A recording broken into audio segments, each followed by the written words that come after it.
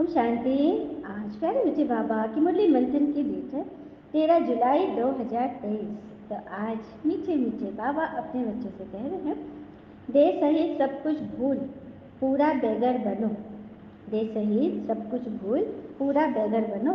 शिवपुरी और विष्णुपुरी से अपना बुद्धि योग लगाओ। देह सहित सब कुछ भूल पूरा बेगर बनो। शिवपुरी और विष्णुपुरी से अपना बुद्धि योग लगाओ। तो पूरा बेगर बनना था। ये देह भान से उपराम हो जाओ। ये देह कुछ भी नहीं। हम जो कुछ भी हमें यहाँ मिल रहा है ना, जो दिखाई दे रहा है वो सब कुछ विनाशी है। इन आंखों से जो भी जो दिखाई दे रहा है, तो बाबा कहते हैं विनाशी चीज़ों से उपराम हो जाओ और अविनाशी चीज़ों पे रहो। प्रेम, सुख, शांति, आनंद, शक्ति, ज्ञान, पवित्रता, ये वो चीज़ें जो अविनाशी है। अच्छा, कैसे अविनाशी है? आपके पास शांति है, आप अभी अभी योग करके आए, आपने भी पूरा ज्ञान सुना, आप मेडिटेशन करो, आप प्रार्थना करते हो। प्रार्थना, पता है प्रार्थना क्या है? प्रार्थना ही तो मानव और पशु में अंतर कराता है। और प्रार्थना को अगर हम आध्यात्म से जोड़ दें तो वही योग है, जिसके द्वारा, जिसमें शब्द मायने नहीं रखते, भावनाएं मायने रखती हैं। परमात्मा को शब्द नहीं चाहिए, हमारी भावना चाहिए। शब्द भी यदि हम भावना के साथ विजुअलाइज करके उसको भगवान को रोज नए नए तरीके से प्रार्थना करें, उनको रिझाएं, तो भगवान खुश होते हैं। जैसे कि एक छोटे से बच्चे का उदाहरण है। एक बार चर्च में एक फादर प्रे कर रहा था और उस समय एक छोटा सा बच्चा पहुंचा, करीब 4-5 साल का। फादर, आप क्या कर रहे हो?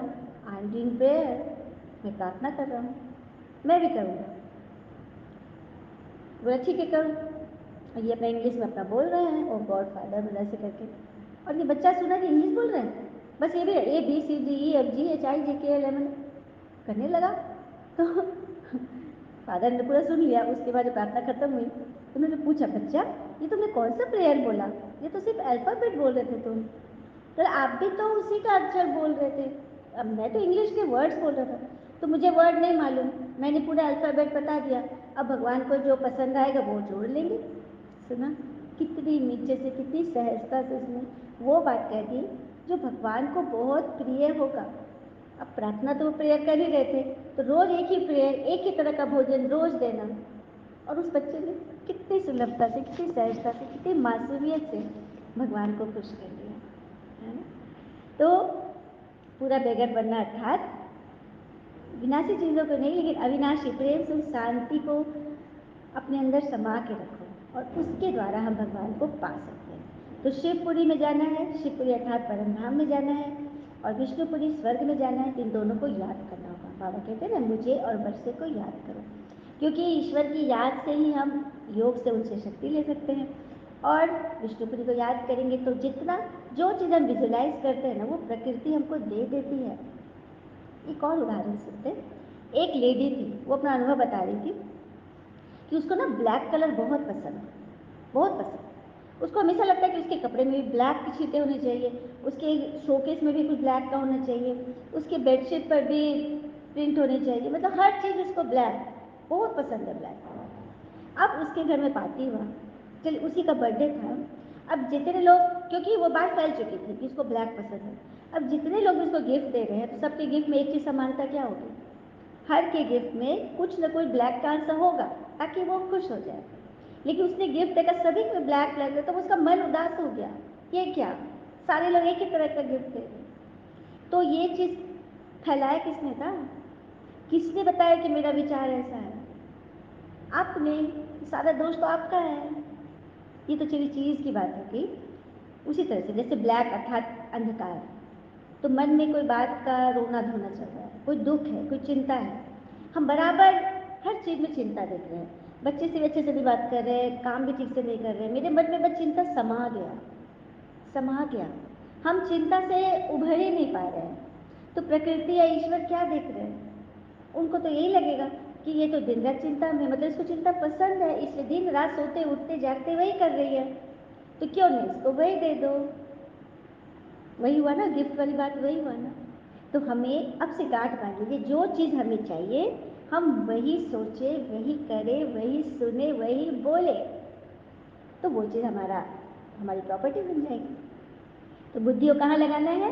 पिता और वर्षों में, स्वर्ग का वर्षा, बार बार इसको देखते रहे, तब हम वहाँ पहुँच जाएंगे। प्रश्न, किस बात से तुम बच्चों को पिता समान फ्राक दिल बनना है, बड़ा दिल का बनना है, किस बात में?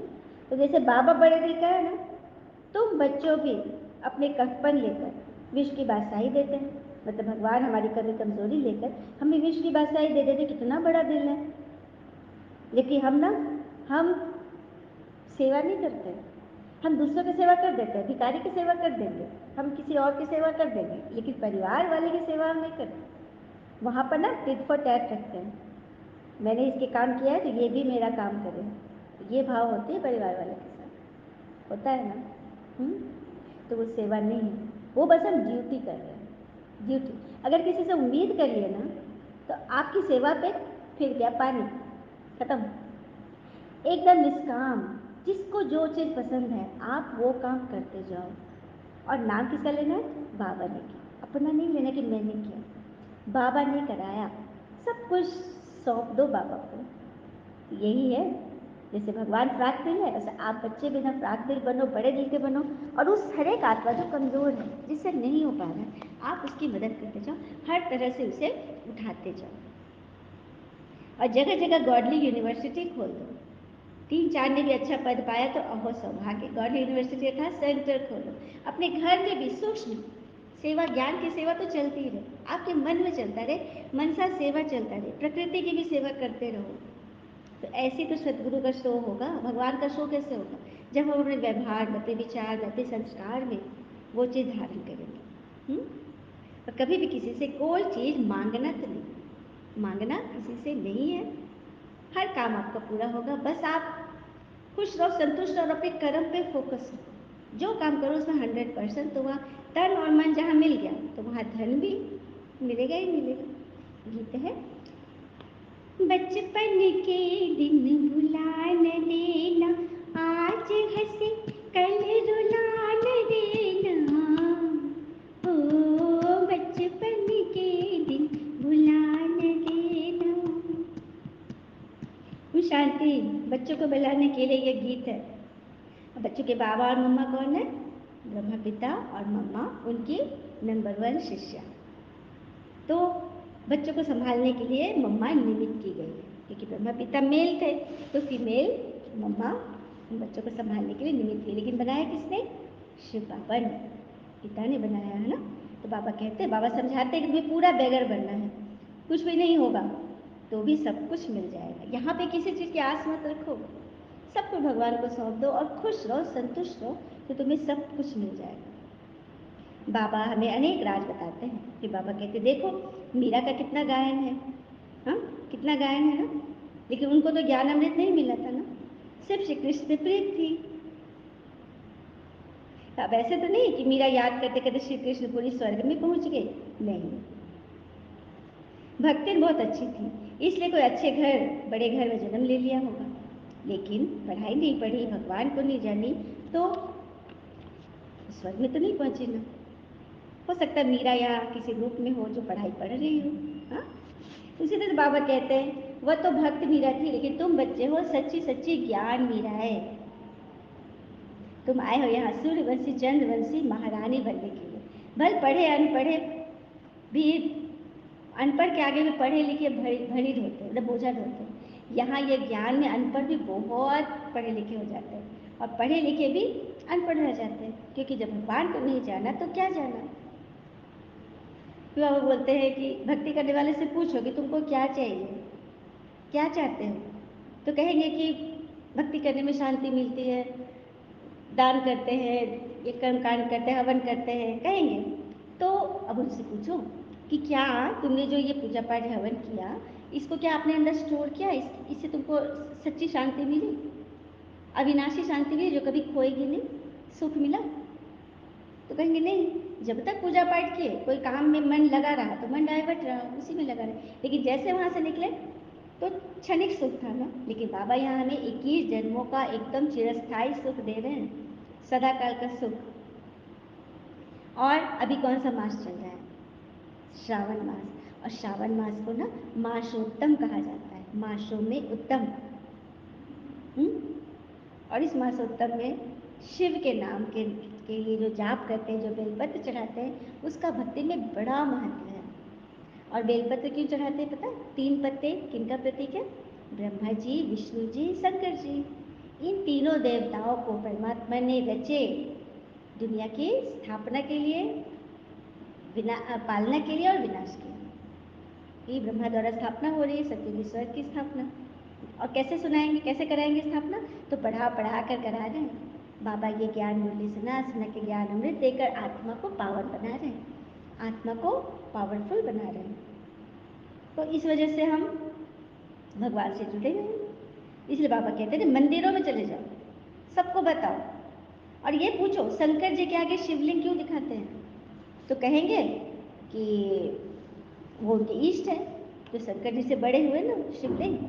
और शिवलिंग किसका रूप है ये भी बताना है। शिवलिंग परमात्मा शिव का रूप है। ये सब बातें जो है ना सन्यासियों का फैलावा है, उनको भी पता नहीं कि शिव कौन है। वे तो बस ब्रह्म तत्व को रहने का स्थान को ही परमात्मा मान लेते हैं। और कई तो अपने आप को शिवोहम कह देते हैं कि मैं ही शिव हूँ। ये सब कितनी बड़ी भूल है। इसलिए तो बाबा कहते हैं जाकर सर्विस करो, सबको सच्चे सच्चे अर्थ में बताओ कि शिव और शंकर में भेद है। शिव है पिता और शंकर जी है उनके बच्चे। अब बच्चे के आगे शिव को गौण कर देना, बच्चा कोई भगवान मान लेना, हाँ देवी देवता है, 16 कला संपूर्ण है, मनुष्य उत्तम है, देवता कुल के हैं, लेकिन भगवान नहीं है। भगवान तो वो जो पंच तत्वों को जिन्होंने निर्माण किया, जो कि पूरे धर्म के आत्माओं के पिता हैं, जो पूरी सृष्टि के रचयिता है और जो निराकार है, जो निराकार है।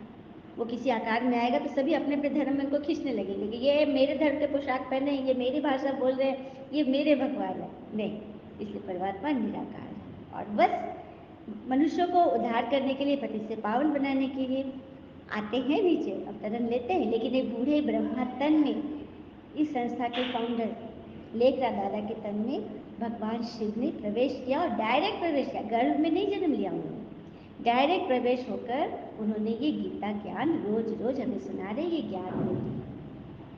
बाकी मनुष्य तो बहुत ऊंचे हुए हैं, तो तुम बच्चों को होशियार होना है ना। हाँ, सन्यासी में से भी कोई निकलेंगे जो असल देवी देवता धर्म के होंगे, वो झट ये ज्ञान उठा लेंगे। लेकिन हाँ, कोई 3-4 जन्मों से और धर्मों में जो कन्वर्ट हो गए वो इतना जल्दी नहीं निकलेंगे, और जो ताजे ताजे गए होंगे वो झट निकल जाएंगे। बाबा में कशिश है ना, बाबा खींचता है, बाबा चुंबक है और आत्मा है लोहा। अगर लोहे में कोई जंग न लगी हो, कट न चढ़ी हो, तो वो बहुत तेजी से खिंचाएगी। आत्मा एक सुई है, बाबा चुंबक है, सुइयों पे कट चढ़ी होती है, तो उस कट को छुड़ाने के लिए क्या डाला जाता है? जंग जब किसी चीज़ में लग जाता है तो क्या डालते हो? घासलेट डालते हो। तो बाबा ये ज्ञान के घासलेट कहो, अमृत कहो, इसको डाल डाल के उस लोहे पे पड़े कट को निकाल रहे हैं, ताकि हम सच्चा सोना बने और परमात्मा चुंबक से चिपक जाए और उनसे हर वो इच्छा अपनी पूरी करवाए जो कि हमें चाहिए, अपने बच्चों के लिए, अपने परिवार के लिए, अपने समाज के लिए, अपने देश, अपने विश्व के लिए। इसे तो बाबा कहते हैं कि तुम पत्थरनाथ से पारसनाथ बन रहे हो। भारत पारसपुरी था ना, सोने की चिड़िया थी ना, तो कैसे थी? हम बच्चों के साथ ही तो थे, क्योंकि हम बच्चे चक्रवर्ती थे, सोने चांदी से लदे थे, हमारी हीरे जवाहर के महल थे। बाकी दुनिया इन बातों को नहीं जानती। तुम जानते हो सत्युग में जो राज करते थे उनके 84 जन्म, फिर त्रेता वालों के जरूर उनसे कम होंगे। कहाँ 84 जन्म, कहाँ 84 लाख दिखला देते हैं। भक्ति में वर्णन है ना 84 लाख जन्म, बाबा इसको भी कट करते हैं। इतने जन्म तो होते नहीं। अरे 84 जन्म में आत्मा की ये जर्जरीभूत अवस्था हो गई है, 84 लाख में क्या होगा? और 84 जन्म में इतनी सारी जनसंख्या हो गई है कि अभी रहने को घर नहीं है। शमशान घाट में भी लोग घर बना रहे हैं, एक के ऊपर मतलब किस तरह से बिल्डिंग कितने मंजिला, 10 मंजिला, 100 मंजिला बन रहा है, जगह नहीं है। अगर 84 लाख जन्म होंगे, इतनी सारी आत्माएं होंगी, तो फिर क्या होगा? इसीलिए ऐसी बातें नहीं है कि बाबा कहते हैं तुम्हारा काम है सबको देना, सेवा करनी, बाकी साहूकार जितना देंगे उतना हम और भी छपाएंगे। मतलब किसी से आपको लेना नहीं है कि कोई बड़े वीआईपी लोग आते हैं, मंत्री भी आते हैं मधुबन में या सेंटर्स पे, तो वो आके कुछ अनुदान देते हैं, तो क्या करना है? उनका दाना भोग में या सेवा में नहीं लगाएंगे, किसी में लगाएंगे? बिल्डिंग बनवाने में लगा देंगे, पर्चे छपवाने में लगा देंगे, मतलब उनका काम भी सेवा में, बाहरी सेवा में लगा दिया गया। तो उनका भी कुछ बन गया ना, उन्होंने भी तो कुछ कर्म किया ना। और सपूत बच्चे ही बाबा की सर्विस कर सकते हैं, भला कपूत क्या करेंगे? जो खुद नहीं पढ़े, जो खुद धारणा नहीं करे, जो नियम से नहीं चले, वो क्या करेंगे? सदगुरु का शो कैसे करेंगे? इसलिए बाबा कहते हैं कि पहले अपने आप को समझाओ। फिर बाबा ने बोला तुमको सब धर्म वालों को समझाना है, मुसलमानों को भी समझाओ। कहो कि तुम खुदा की बंदगी करते हो तो जरूर उनके बंदे ठहरे। बंदे माना बच्चा, तो खुदा का बच्चा है, तो खुदा कहाँ है? पता ही नहीं, दिखा देंगे ऊपर उंगली। अरे वो ऊपर उंगली से अब नीचे आ गया है, इस तन में छुप कर प्रवेश करके तुम्हें बुला रहा है, आओ मेरे बच्चे, आकर मुझसे वर्षा ले लो। इसलिए भगवान कहते हैं सबको मेरा परिचय दो, सभी धर्म की आत्माओं को बताओ। भारत में पवित्रता नहीं है तो धक्के खाते रहते, कितने हंगामे हैं। हंगामे में गांधी जी ने क्या सिखलाया था? हड़ताल, अनशन, सब सीखे थे ना। तो प्रजा उनको फॉलो कर रही। मेहतर, मजदूर, ड्राइवर, जितने भी सर्विसमैन हैं, सब स्ट्राइक आदि करते हैं। तो यहाँ पे हमें स्ट्राइक करना है किस चीज़ का? विकारों की स्ट्राइक करो कि ये विकार हमारे अंदर नहीं रहने चाहिए, हम स्ट्राइक करते हैं, हंगर स्ट्राइक, है ना। अपने अंदर कोई कमी कमजोरी जाने नहीं देंगे और अपनी मांग और अपनी आत्मा को राजा की सीट पर बिठा के रखेंगे, इसकी स्ट्राइक करो। फिर बाबा कहते कि उस समय बारिश हो रही थी मधुबन में, तो बाबा की भी ज्ञान की वर्षा बहुत हो रही है, बाहर भी बारिश हो रही है, यहाँ ज्ञान की बारिश हो रही है। बारिश के लिए भी यज्ञ रचते हैं, पीस के लिए भी यज्ञ रचते हैं, पर तो पीसफुल तो एक भगवान है। दुनिया में तो शांति के लिए, बारिश के लिए, कुछ आपदा विपदा आ गई उसके लिए हवन यज्ञ करते हैं, लेकिन शांति तो पीसफुल भगवान ही बैठा सकते हैं। पूरी दुनिया में शांति कौन दे सकता है? वह जब आए तो शांति का दान देवे, देने वाला तो और कोई है नहीं, भगवान ही आकर देंगे ना। तो देही अभिमानी बनो। मिठाई खिलाई जाती है वो जिस्मानी मिठाई, ये रूहानी मिठाई हमें रोज रोज रूहानी पिता देते हैं। खुशी जो क्या है ना, खुशी से बढ़कर तो कोई मिठाई ही नहीं। हम खुशी, शांति, आनंद दूसरे से उम्मीद करते हैं जो कि दूसरे के पास है नहीं। हाँ, हम भिखारी को दान देते हैं, ठीक है, 1 रुपया या 10 रुपया हमने दिया, तो क्या उसके कटोरे में झांकेंगे उसके पास कुछ और भी है, उधर से ले ले, दूसरा चीज ले ले? कोई करेगा ऐसा? नहीं। तो हमने किसी की सेवा की, किसी के साथ अच्छा बोले, तो उससे उम्मीद करेंगे कि वो भी बोले, और उसके उसके कटोरा में है ही नहीं शांति, खुशी, आनंद, प्रेम, सुख, पवित्रता, शक्ति, तो वो कहाँ से देगा? नहीं दे पाएगा। तो हमें अज्ञानियों से लेना ही नहीं है, क्योंकि वो भगवान से नहीं पढ़ रहे हैं। वो जो भी कर रहे हैं वो हमें परिपक्व बनाने के लिए कर रहे हैं। कुछ भी तरह के अड़चने डाल रहे हैं, टोन कर रहे हैं, उल्टे हरकत कर रहे हैं, गलत बोल रहे हैं, तो वो उनका पार्ट है, एक्यूरेट पार्ट प्ले कर रहे हैं। समझना तो हमको है कि उसमें से, उस परिस्थिति से कैसे परिपक्व हो जाए, कैसे।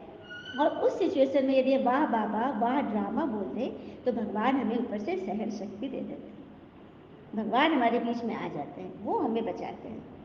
ये चीज़ है, जितना जितना ज्ञान का सिमरन करेंगे, भगवान से शक्ति लेंगे, उतनी कमाई होगी। तो विचार सागर मंथन करो, विचार सागर मंथन करो और इस सेवा को आगे बढ़ाओ। फिर बाबा कहते हैं इस दुनिया में एक भी मनुष्य त्रिकालदर्शी आस्तिक नहीं है। दुनिया में एक भी मनुष्य त्रिकालदर्शी आस्तिक नहीं है, सब नास्तिक है। माया भी कोई कर नहीं है, इस माया पर ही जीत पानी है, इसीलिए कवच पढ़ा रहे। भक्ति में कवच का कितना मान है ना। बाबा कह रहे हैं ना, कवच पढ़ा रहे, माया पे जीत पानी है तो कवच पढ़ा रहे।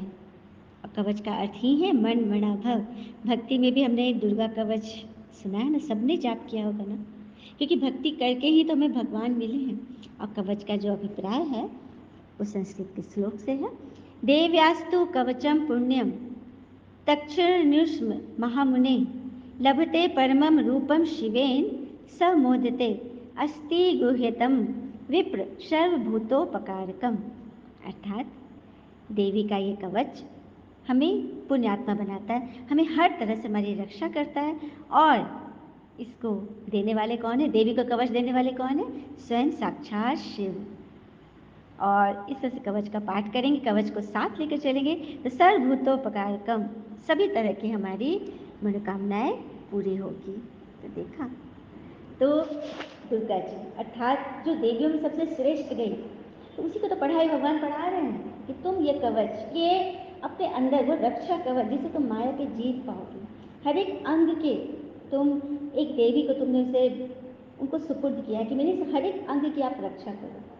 तो मन वचन कर्म, एक एक अंग, एक एक कर्मेंद्रिया, जब हम ईश्वर की याद में इस ज्ञान को सुपुर्द कर देंगे, ज्ञान की देवी को दान करेंगे, तो हमारी हर तरह से रक्षा होगी। यही है उस कवच का अर्थ जो शिव परमात्मा ने माँ दुर्गा को दिया, क्योंकि वो कवच ओढ़ कर ही माँ दुर्गा बनी, उन्हें देवियों में श्रेष्ठ बनी। तो कैसे बनी? शिव को याद करके, उनके नियमों पे चलकर। शिव बाबा कहते मुझे याद करो, देही अभिमानी बनो, अपनी अवस्था को जमाओ, माया पर जीत पाओ। भाई गृहस्थ व्यवहार में रह गए, हाँ, हंस बगुले इकट्ठे हैं तो विघन तो पड़ेंगे। असुरों के सितम भी बहुत सहन करने पड़े। सप्तशती पाठ में क्या है? पूरे सप्तशती में माँ दुर्गा किस तरह से असुरों का संहार कर रही है। और ये असुर कौन है? हमारे अंदर के विचार ही तो है। हाँ, चंड मुंड, हमारा ये अहंकार, रक्त बीज हमारे खून में जो खौलता है, एकदम क्रोध से उबलता है, सबका नाश कर रही थी। शुंभ निशुंभ, मतलब महिषासुर, ये भैंस जैसी जो बुद्धि हो जाती है, अकल बड़ी या भैंस, मतलब अकल घास चढ़ी चली गई, तो वैसी बुद्धि को माँ दुर्गा ने अपने ज्ञान के कवच से काटा है।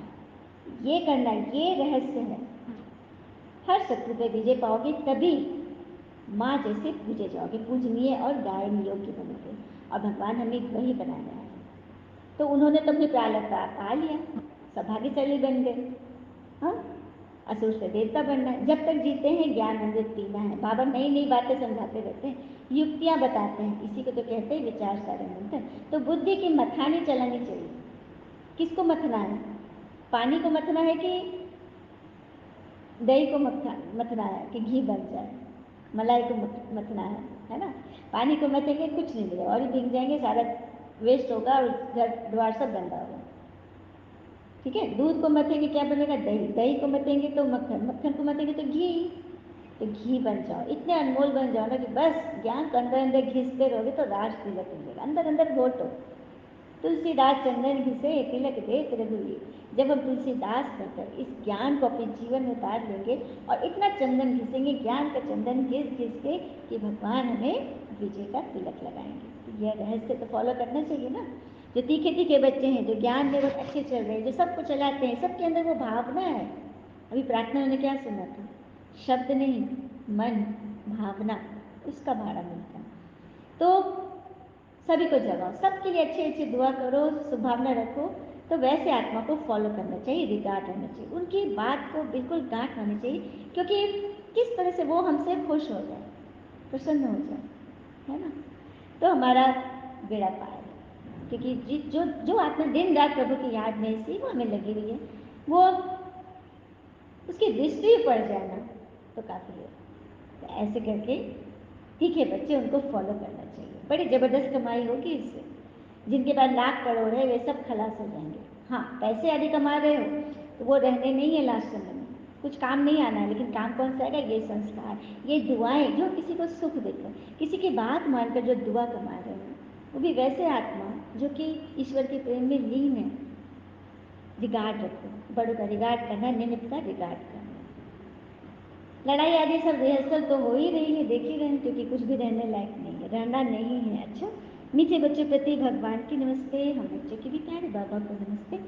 धारणा के लिए मुख्य सार पहले पॉइंट, किसी भी चीज़ में आसक्ति नहीं रखनी है, देही अभिमानी होकर रहना है, याद का कवच सदा पहन कर रखना है। तो कवच सदा धारण रहे। दूसरी पर, नींद को जी, श्वासोश्वास बाबा को याद करना है, ज्ञान का सिमरन कर कमाई जमा करनी है, बुद्धि की मथानी चलती रहे, जुगाली चलता रहे। वरदान है, सर्वशक्तिमान के साथ की अनुभूति द्वारा सर्व प्राप्तियों का अनुभव करने वाले तृप्त आत्मा भव।